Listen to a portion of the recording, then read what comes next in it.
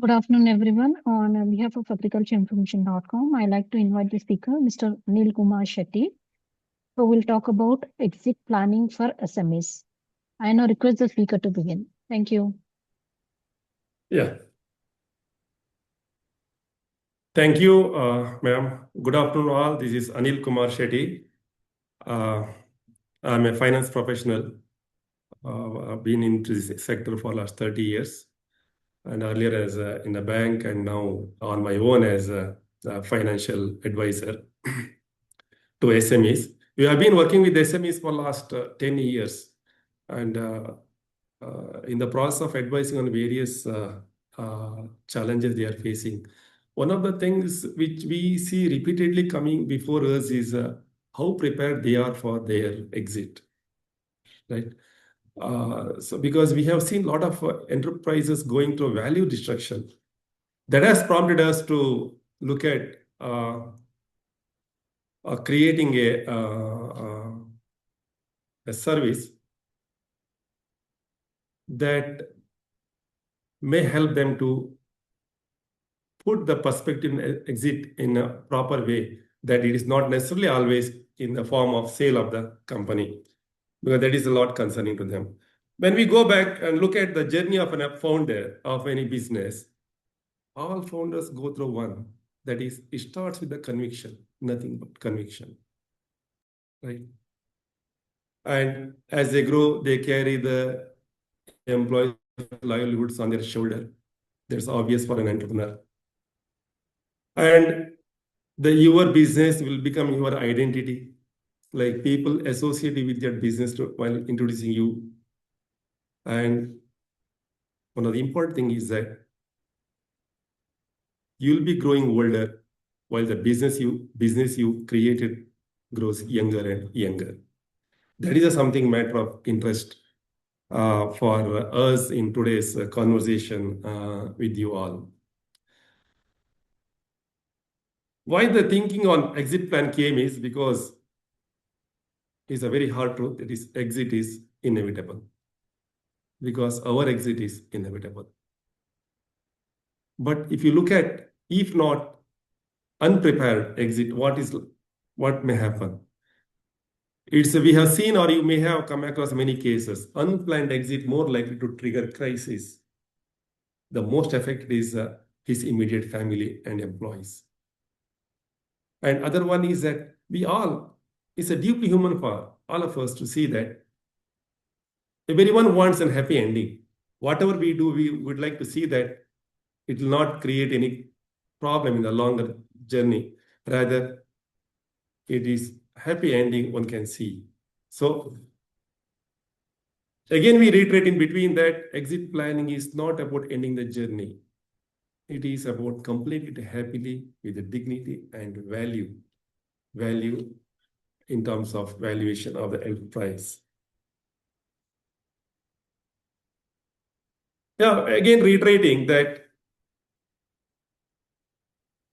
it's an inevitable truth. Every founder exits either by choice, chance, or crisis. Second point is exit is not an event, it is a phase. It requires you to prepare and work. And so now here is, we have choice. The choice is what? Either you prepare yourself for exit, or it will go unprepared and leading to a lot of destruction of the value and creating pain to the immediate family. We want to emphasize that again and again, exit is inevitable, but you can do to protect the value of your enterprise if proper exit planning is undertaken. We call many of the entrepreneur situation to Abhimanyu trap. In Mahabharata, we have seen one story, Abhimanyu entered Chakravyuha. He was smart enough to enter, but he was not knowing how to exit.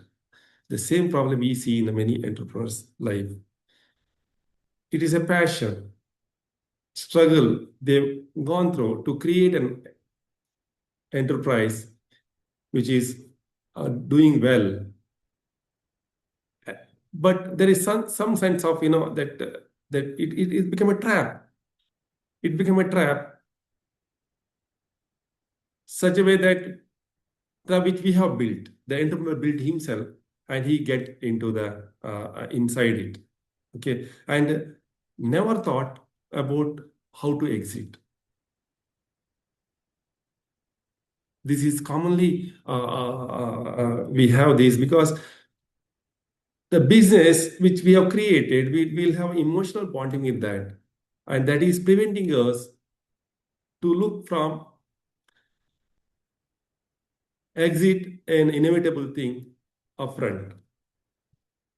So again, we want to get back to the exit planning in terms of what it means. Exit planning is not meaning selling the business, nor insisting you quit the business, nor asking anyone to retire from the business. A robust exit plan will have a multiple benefits. Protect the enterprise which you have created, prepare the enterprise to be on its own without depending upon you. Otherwise, what is called founder dependency. And the entrepreneur will have the choice for the freedom. He may have other interests which may be pending for his attention. So exit planning is, in a way, it's preparing an entity, not necessarily that he should end up in selling it. No, it is not.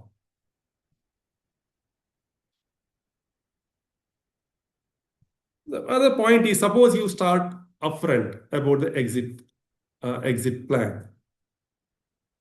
If you start exit planning early,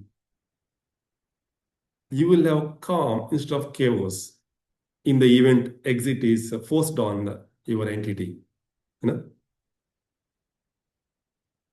And there will be choices. The choice of multiple that we'll see later, that you can exercise any one of them, not necessarily that you will be compelled to do one way or other. And you will have a lot of time, leverage in your hand. So you will be able to negotiate instead of making a decision in desperation. The difference is the valuation. Difference is the pride. Instead of guilt, you will have pride of selling on your terms at your face and having choices in front of you. So this can be created if any enterprise has in its plan to have that exit planning. Suppose you don't have, you'll be one other day, you'll have to enter your entity you created, go to the forced sale. Remember, forced sale will always comes with the value destruction. A simple example which we are all familiar with is the banks resorting to the selling the company to under ARC. What they see, ARC means asset reconstruction company. They see only the value of the assets. The way they carry, they completely ignore the enterprise value. A living organization, its value, they are not interested. That means to that extent, the value is destroyed. And other important point is an indecision with regard to the future of the company, the business entities, may end up at disputes within the family members, discord. And it may not be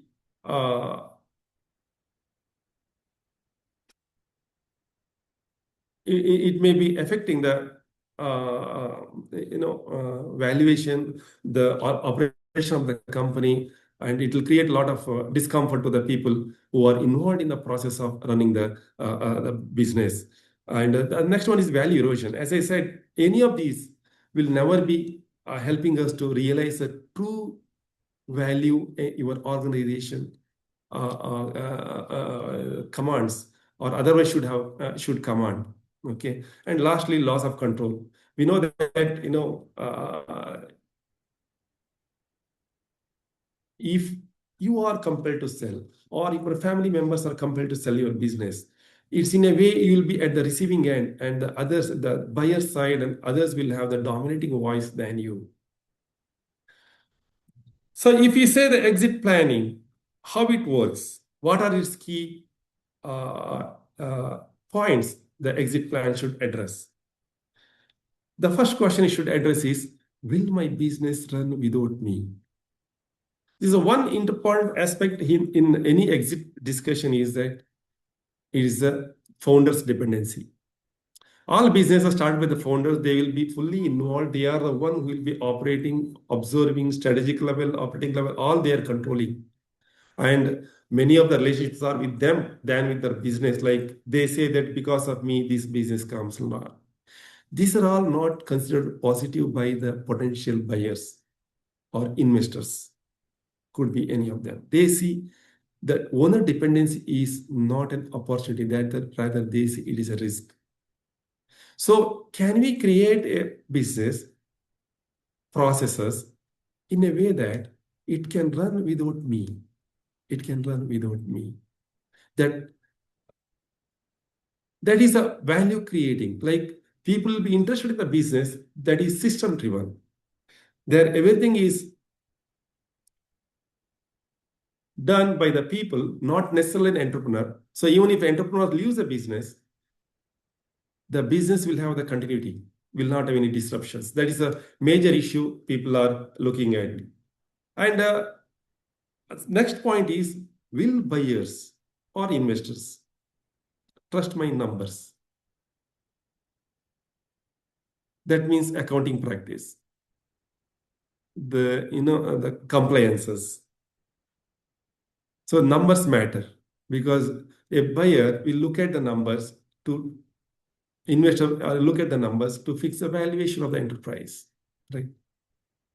So if the selling is an option considered, or even IPO is an option considered, then numbers matter a lot to instill the confidence in the potential investors. Yeah. And third one is legal surprises. You see, no investors, no buyers are willing to take the burden onto themselves if there is any legal issues around the business. There are so many companies we see when they're going to IPO, there is a disclosure. They'll disclose so many litigations. Too many litigations may make the investors wary of exercising their choice, or they may at times seek a compensation in the form of lowering the valuation. So these things cannot be sorted out overnight. This requires time.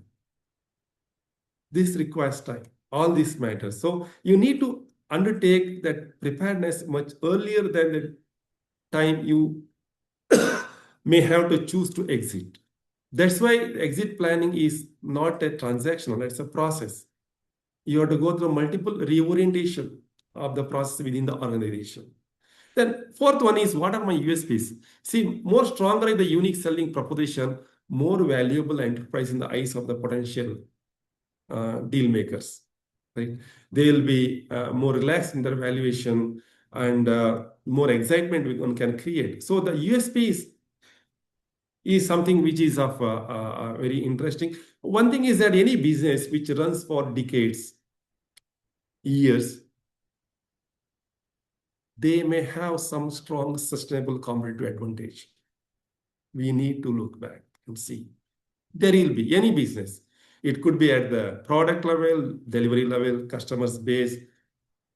In many ways, that USP, unique selling proposition, could be something which is driving your business. If you can make out and present something which others do accept, the likely that valuation will be more better on your side. So all these 4 points are important for finally for one. Will I have leverage? Leverage come from this. Leverage is in the negotiating room our strength. So we need to build a process. We need to identify our own strengths, and that will help us to build strong leverage. We'll have more negotiating space, and eventually we'll have a better exit strategy, whatever strategy you choose to continue.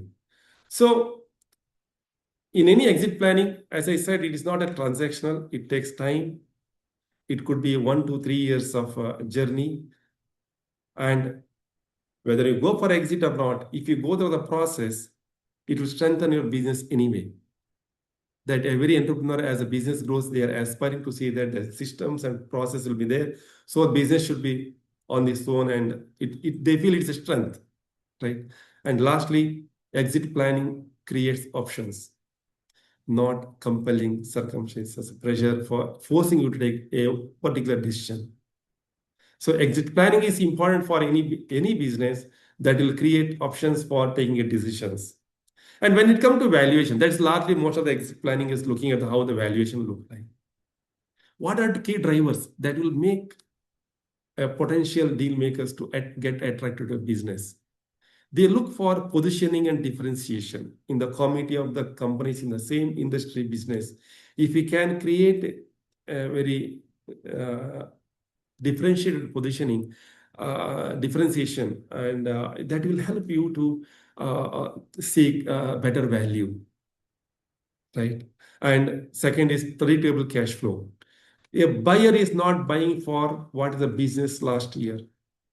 A buyer, investor interested in what is the future look like. They are today giving the money for the how it may grow, build future. We have an example. We have done on exit advisory, and the transaction went through to till the moment.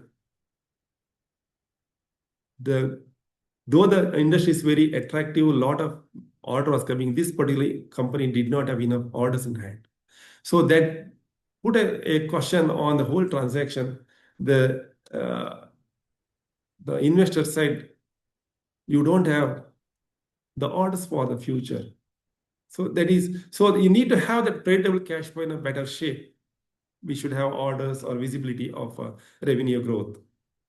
And all investors, all buyers are interested in seeing that your business itself is a transferable asset. That means it works without you. That means there is no founder dependency. That is a key issue. Any company which looks for the equity investments, look for M&A, need to position that this company is on its own, where the entrepreneur, the founder is not necessarily is critically required to be in the forefront to drive the business. So this is a very important one, which is driving the valuation. And as a part of it, the professional systems like the processes, what's called well-governed processes, well-governed structure system that will help one to believe that this company is something to buy. And lastly is the growth potential. The industry, that segment, that where we operate, if that is particularly having positive vibes, then there will be a very chance that you will have a better valuation. So the valuation drive, if you are looking at for any enterprise to look at, it is all the 5 parameters are very important that will drive the business. Absolutely, the historical numbers matters a lot, but that is not alone will help the investors to agree to buy the company at a certain valuation. And the next is that what are the exit options? We said exit planning is to build the choices, not a pressure. What are the choices we have? We know one is a IPO, it's initial public offer. For SMEs, there is SME platform, which is there, very relaxed one. For large companies, anyway, main board is in NSE, BSE available for companies. If they want to continue to be in the driver's seat and include more shareholders in the loop, it's a great proposition always. And it will create a lot of visibility. In a way, a listed company, well-governed listed companies always create some kind of a brand equity that will help you in the wheeling the business also forward. Next one is private equity. Private equity is that investors will be interested in putting the money. There are a lot of companies are there. They say that we'll put some portion, 20-30% of stake in your business. And with an understanding that every private equity investors, they look for exit after 4 years, 3 years, 4 years. They say that use this money, grow the business at certain level. We both want to exit. That is an opportunity they look for. Okay, they have their own mandate. Nobody would like to be in any company invested more than 5 years.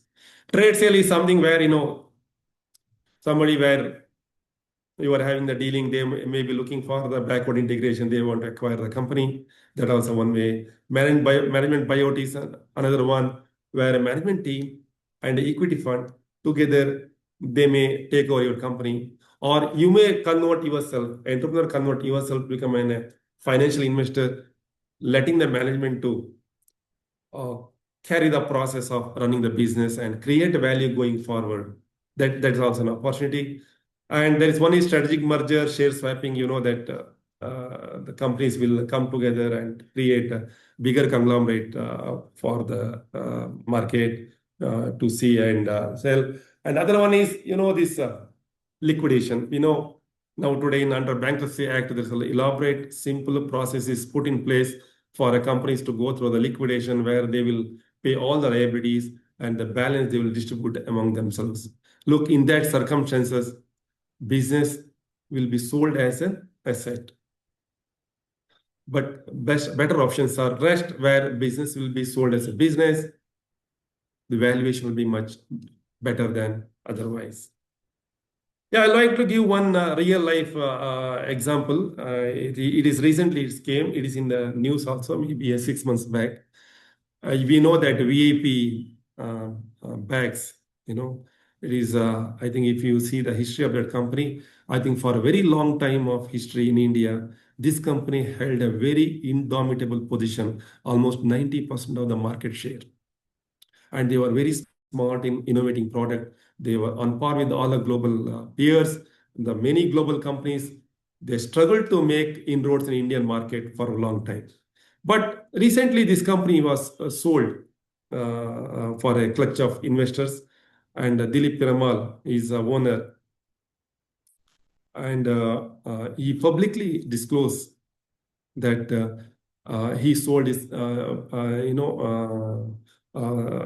company at the lower price at 388 rupees, even with 15% discount. Whereas when he was talking about selling earlier, the share price was 700 rupees. Okay. You see, but the point I'm trying to make is that the time, how it's important in deciding the valuation, because market dynamics are very quick to change. And he said that why you delayed exit, one of the reasons he quoted is that he waited too long for his children to join and they were not interested. And as a result, he has to delay the sale of his stake, and it cost heavily for him. So this is the common problem many entrepreneurs, especially family businesses, that yes, there will be an emotional attachment with the business which we have created, but as anyone else, we also have our own exit. And if we are not preparing our company for our own exit, probably we are doing the very great injustice. So one point here I would like to make an objection. If anybody has a view that I am not ready to sell it yet, you may have objection for my points here, like I love my business, I don't want to retire. It's fine. Exit planning is not necessarily meant to sell the company. It's simply a good business strategy. A business ready to sell is more profitable, easier to run, less stressful. Yeah, it will be, like the company will be on its own. There will be processes, there are people, there will be accountabilities, and that will make them work on their own in an organized manner. That's the benefit of going through exit planning. Secondly, even if our children are interested in joining the business, they are not getting to their hand very convoluted structure with all, personal biases, personal relationship. Rather, something with a clean slate. An entity they can easily join and run as if it's a professional company. That is a benefit one can see. The question is, when is the best time for exit planning? Best time is when it started, maybe 20 years ago. Next best is today. So we summarize the points which we are emphasizing all along. Exit is inevitable. Being prepared for it is a choice for entrepreneurs. Yeah, we are a Bangalore-based advisory firm. We are providing the exclusive service for SMEs in areas of exit planning. We help in doing the diagnostic study. We do the handholding to implement the measures so that company will get into exit readiness state. We are not just looking at the business, but also look at the founders, his post-exit plans. We will help in his wealth management also. And we address business, personal, financial, legal, and tax issues involved in the exit process. We are 4 people who are having the expertise in various areas. We come together to provide this service. Thank you. Thank you all for your patient listening. And if you have any questions, I'm ready to take. Yeah, ma'am. Hello. Yeah. Thank you, Mr. Anil Kumar, for the presentation. So first I'll check with the members currently who have joined. They can ask questions one by one, either through chat box or directly through the speaker. Yeah, sure. Through the mic, I mean to say. Mr. Kantha, you would like to ask anything? You can unmute yourself.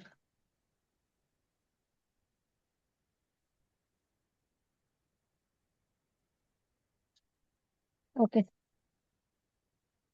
The member with the name LA. I just wanted to know how much would it cost if you're talking about exit planning? No? What would be the expense that one would have to incur to implement it? Can you? Oh, sorry, you could hear me. My voice is not audible. Hello? You're audible. Yes. Can you repeat the question once again? How much would it cost? Is it a very expensive exercise to plan? Is there any capital gains? What are the cost implications? Supposing I'm selling a company worth 70 crores. What will be the tax implications of this sale or the exit? No, there will be tax implications. Capital gain will be there for at the personal level. And that, it will be there. But depends on what kind of, what is your period to which your capital locked, all those things will decide on that. Supposing it's a company I've had for about 30 years. I've been running a company for 30 years. I want to exit. Yeah. It's worth about maybe 70 crores now. Yeah. What would be the tax implications? I can't say that, it's not that generic. It depends on what the investment made 30 years back. There will be, indexation benefit will be there. Okay. There will be long-term capital gain is there. I think it is 15% present rate is. Okay. So that will have to be. On the post-indexation benefit. Okay. Okay. Only on the profit. Only on the profit.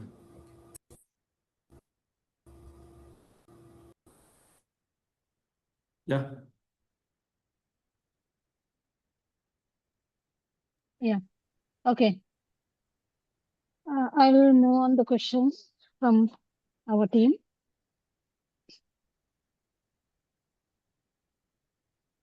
Just 1 second. Okay. Free carrots for every rabbit. Can the member unmute yourself? Yeah. Okay. Yeah. So why should this is for the agriculture background people? Why should agri entrepreneurs and agri business owners start planning their exit strategy well before retirement?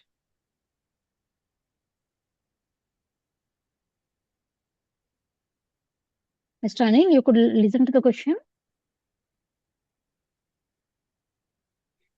Hello? Not able to hear. I'll repeat the question. Why should agri entrepreneurs and agri business owners start planning their exit strategy well before retirement? But I'm not audible, man. Okay, I'll read out 1 second. I'll just post the question in the chat box. Yeah.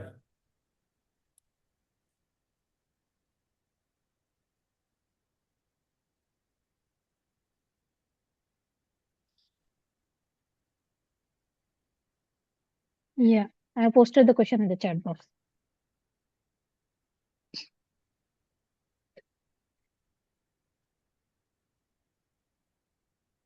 Hello? Yeah, got it. Yeah. Why should agripreneurs and business owners start planning their exit well before retirement? Because you will have a lot of, you can create choices. You will have more planned in your approach towards exit. That is helpful. One is choices, which you may choose any one of them, and also you'll have a better valuation, and organization will be much better from the outside. Yeah, it will have multiple benefits out there. Okay. And what are the key factors that increase the valuation of an agriculture-based SME, such as food processing unit, seed company, or agri-input business?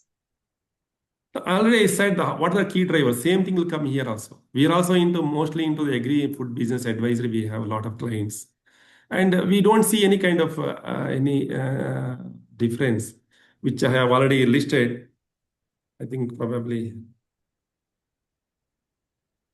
yeah, it is there. I think I have to go back on. Positioning, differentiation, predictable cash flow, transferable asset as an entity, professional systems, growth potential. This is applicable to all the businesses, whether it's agree or non-agree. And you see, even today, if you look at some of the companies listed in the capital market, agri business are having a good valuation. Food and agri business are having a good valuation. Good, this acceptability is there in the market. Okay, right. And how can family-owned agri-businesses ensure a smooth succession without disrupting operations? Family-owned agri business? Ensure a smooth succession without disrupting operations. Yeah, this is possible. Operations anyway will go on. It is more to do with the strategic level, the preparing company. Same method, if they apply, the succession will be smoother. The person who took over the company will start with a clean slate. Normally in agri business, we'll see a lot of cash, non-cash, all these. In many ways, there is a more personal bonding will be there with the employees. When it's make a more a professional body, the successor, the family member will be more comfortable in starting his journey from there. Okay, how can they do it? It's through the process, exit planning process. I said, no, 1 to 3 years it will take building the systems process that whole holistically we have to look at multiple issues, multiple avenues, the process in the company and update to become more professional. It's possible to do. Okay. And what financial and legal documents should an agri SME maintain to attract investors or buyers? Hey, same thing, balance sheets, important, and balance sheets, financials, and compliance as part. There should not be too much of litigations with any statutory bodies, or with the outsiders. It will create a negative perception in the investor's mind. Those things. Yeah. Okay. And what are the most common mistakes made by agri startups and SMEs during exit planning? There is no exit plan. There is no exit thoughts, Many companies we have seen gone through the value destruction. There's one company having a 50 crores turnover, and he got 18 crores liabilities. For a 15 crores turnover, 18 crore liability is not a big thing. One day he had a heart attack early morning, and he was at the age of 57 or 58. And the family was completely unaware how the business was going. Nobody was prepared. In this company also, though the business so high level, he was more personally involved in every process. Eventually, the business collapsed, and bank started recovery action. They sold the properties and realized their money. But look, the entity created gone down without any recognition. So it should not happen for anybody. Big or small, if a business survives for some years, that means that business has got some sustainable competitive advantage that has a value. Yeah. Okay. And how can businesses involved in food processing, agri-tech, dairy, horticulture, or FPOs prepare themselves for mergers, acquisitions, or strategic partnerships? See, if the pure agriculture, talking about M&A is very difficult. We don't have a maturity of a legal framework like it is in developed countries, where farming itself is a business.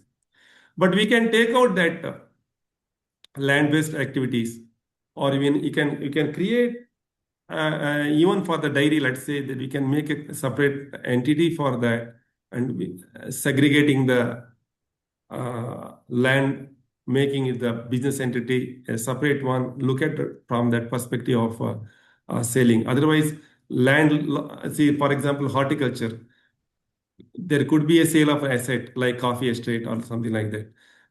But generalizing that as a M&A perspective, quite restrictive. And there are some state level regulations will be there for eligible to buy the land from the people.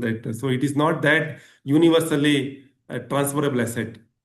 So that limitation is there, but we can't generalize here. We have to see the every case on case to case basis. Yeah. Okay. And with increasing investment in agri-tech, food processing, precision agriculture, and sustainable farming, do you see more opportunities for acquisitions and strategic exits in the agriculture sector? Yes. You see, globally, one of the most valuable industries is a food and agribusiness, right? Food is the biggest one. There are many good brands, valuable enterprises are there. Some of our companies should graduate to that level. It's possible. We ourselves are 147 crore population. We have a great opportunity to create a great food enterprise here. And our food habit also changing. It is more like there is a lot of ready to cook, ready to eat items are visible in our at home now than earlier. So there's a great opportunity in this area. Okay. In this, And please go ahead. agriculture businesses often depend heavily on the founder's relationship with farmers, suppliers, and distributors. How can these relationships be institutionalized so that the business remains valuable even after the founder exits? It is possible. It is possible. One has to build the processes. It is possible. It is possible. Every business need not be agri business. Every business starts like that. But many business, because of their various reasons, like for example, a vendor to the Toyota insists in some way of doing things, some kind of process orientation that will help them to position better, and they will take it forward to create a more completely process-oriented professional body. Many vendors will do. That will help them to become a bigger entity. But in agribusiness, that kind of pressure may not be there. But it is possible to make any entity into a professionally driven one and make them M&A candidate or IPO candidate. It's possible. And in extension of this, Daniel, can you continue with the management for a period of 3 years so they share their expertise? Can you continue the old management? Can they be Yes, involved? Not continue. Can they be involved in the management for at least 2 or 3 years? it is possible.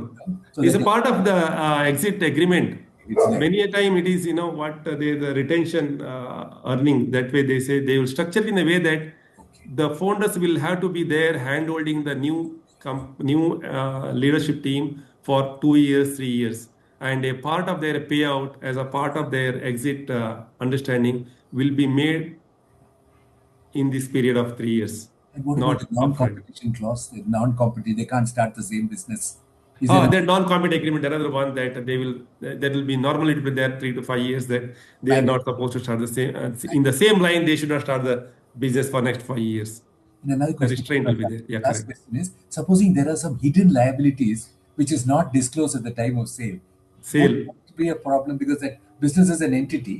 It just happened to that Brightington software company. There were some hidden liabilities when Correct. they took over the company that was not. How do you ensure that that doesn't create? Yeah, there is one is, if you look at the Ranbaxy case, Daiichi had an agreement with the shareholders. In the event any liability become crystallized, the litigation happening in USA, then the owners will have to compensate the new buyers. To be in the This kind of Yeah, that is the reason why the Ranbaxy founders are in now jail, because they are not able to foot that bill of about 2,000 crores.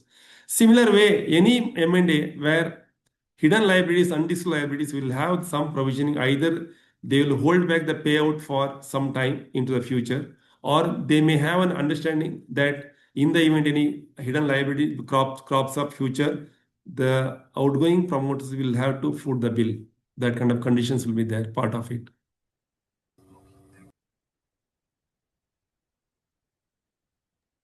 Okay. So last couple of questions. Yes, one second. Yeah. Okay. So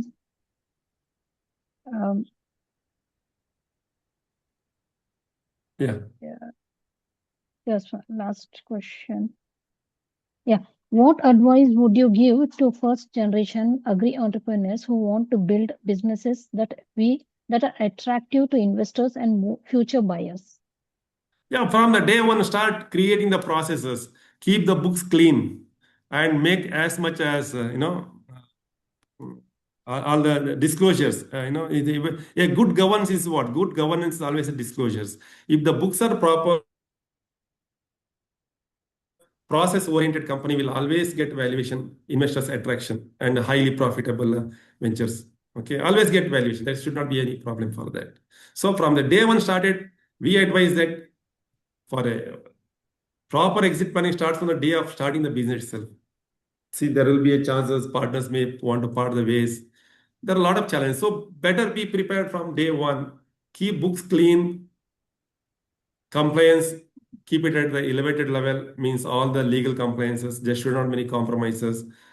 Build the processes, have the certifications, ISOs like that. There are many certificates for different industries. That will help to make some buyers take interest, confidence in the business. So company can be called a transferable one. Yeah. Okay. And how should entrepreneurs decide whether to sell, merge, transfer, or continue their business? It is highly individual. It depends on their appetite, age, their interest, and the family, the interest, the partners. We can't generalize it. It depends on how they look at the future and see what the role they can play. What will be your charges for doing an exit planning? How much will it cost both the sides, the buyer and the seller? How much would it cost? Because there's a lot of due diligence and all which you'll do, no? That is an exit transaction. It's not a brokerage. You don't act like a broker. Do you act like a broker? No. Yeah, here there are two things. What we are in this presentation, we are educating is one has to go for exit plan, preparing themselves. It may be 1 or 2, 3 years of the long process where they will go make companies very transferable, where the founder dependence is not there. Next comes the transaction. Transaction is an advisory, like between the buyer and seller. when the transaction has to be done. Normally in the market now, it is M&A fee structure is 2 to 4%. It is running today. There are so many M&A experts in Mumbai, in Bangalore, in Delhi are there. And we also done one or two such transactions, but it's still going on. It's not yet concluded. But normally there is a kind of a fee structure going on because a lot of, as you rightly said, there will be due diligence. It costs a lot of money. It's for based on your experience, are these these transfers happening only in sick companies or in viable companies? Based on your experience, is it only these stressed and these companies which are not doing very well, which go in for this kind of exit? No, it is in both the cases. See, look at the VIP industry. It was a vibrant company about 3-4 years back, 7 rupees per share. It came to 388 rupees per share, 1 point, where it is slipping down and down. It is not sick company, but it is falling. Its fortune was falling. So if the company's sickness or fortune, it depends on the context. For example, GE had hundreds of companies in its fold. Now it's coming to only 2 verticals. Okay. Now that was one of the verticals they are going to sell. So it depends on the content we can't, but sick companies also do command value. If they got a strong USP, there's some people are interested in leveraging it. They'll be interested in that in that particular company also. They can carry the losses. No, they can carry it. Yeah. Losses are, many buyers will see loss are beneficial, but it is not there. But now because what income tax law says that accumulated losses will not be available to the new acquirers. Okay. It's only for the existing acquirers. If they are reviving company, then they will get that benefit will be there. They set up their losses in over next 8 years. That way it will be working. Okay. Yeah. So now the last question. As the founder of Udyamasiri Bricks Private Limited, what are the biggest challenges you have observed in agri-based SMEs while planning an exit? Pardon? Repeat the question. I'll post it in the chat box. 1 second. Yeah.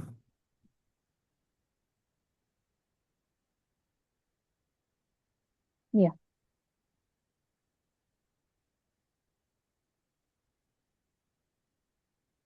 We have not come back on any agri-based SME for sale now. A lot of industries only. But we don't see anything else can be other than that. If there is a kind of that is also not agree. Yeah. Challenge is here. We have seen that how prepared they are. The books means I'm talking about the accounting practice and the legal compliances. These are deciding and profitability disclosures. So many times the small companies tend to avoid disclosing profit to avoid taxes. Look, that is apparently okay for us, but when a buyer has to see, he will not be acknowledging the undisclosed the profitability. He looks like the business is worth this much only. So that is leading to a low valuation. That problem is very serious. Means it will be affecting the valuation or little more of argument. Leverage will be big. Otherwise, I'll put it. Okay. Thank you. Okay. I don't see any more questions, but Mr. Kiran is trying to join. We'll wait for a minute. If he has any questions, we can ask. Otherwise, we'll hand it. Yeah. It's taking time for him to join. It's okay. In the meantime, I'm sorry, I don't know the name, the member with the LA name. Name is Lalit. Lalit. Sorry, okay, Lalit. Retired professor of agriculture. I'm a retired professor. Right? Okay. Kiran is still joining.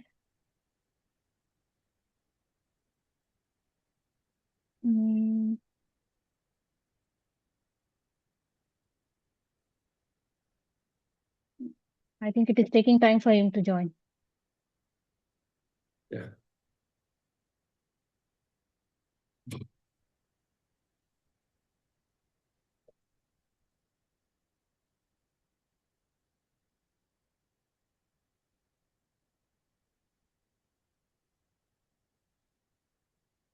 Okay, Mr. Anil, I think let's wind up. Yeah.